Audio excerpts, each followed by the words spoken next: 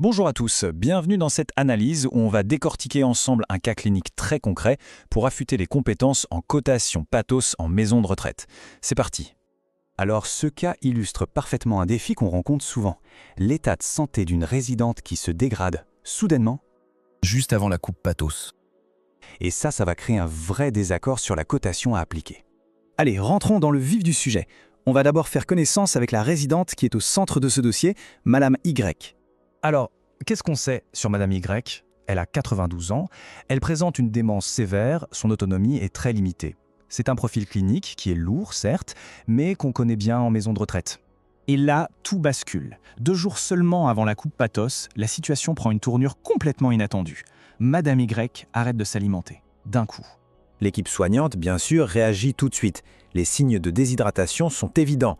Une perfusion sous-cutanée est donc mise en place et on prend la décision de ne pas la transférer à l'hôpital, ce serait beaucoup trop éprouvant pour elle. Et la confirmation de la gravité de la situation, elle tombe la veille de la date de coupe. Le bilan sanguin est sans appel, une natrémie à 160 millimoles par litre. Là, il n'y a plus de doute, on est bien sur une déshydratation hypernatrémique sévère.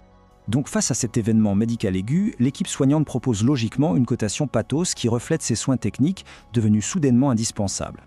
Ce que l'équipe propose, c'est une cotation T2. C'est l'item 38 pour être précis qui correspond aux troubles de l'hydratation. Et ça se tient, hein. L'état de conscience est altéré et surtout, il y a une intervention médicale active, la perfusion. Mais c'est là que ça se complique. Le médecin valideur, lui, n'est pas du tout d'accord. Il refuse net la cotation T2 et il arrive avec une lecture de la situation qui est radicalement différente. Et voilà, on y est. On est au cœur du dilemme. D'un côté, une interprétation, de l'autre, une autre. Les deux sont défendables, mais elles sont pourtant contradictoires, alors qu'on parle de la même réalité clinique. Ce tableau résume parfaitement le conflit de logique. D'un côté, l'équipe qui se focalise sur l'épisode aigu, le problème technique qu'on peut traiter, et de l'autre, le valideur qui adopte une vision beaucoup plus globale, centrée sur la trajectoire de fin de vie de la résidente. L'argumentaire du codeur est très factuel. Il est basé sur ce qu'on sait à l'instant T. Le jour de la coupe, des examens sont encore en attente, on ne peut pas écarter une infection, et surtout, le statut de fin de vie n'a pas encore été posé officiellement. Le médecin valideur, lui, prend de la hauteur. Pour lui, la situation dans son ensemble relève des soins palliatifs.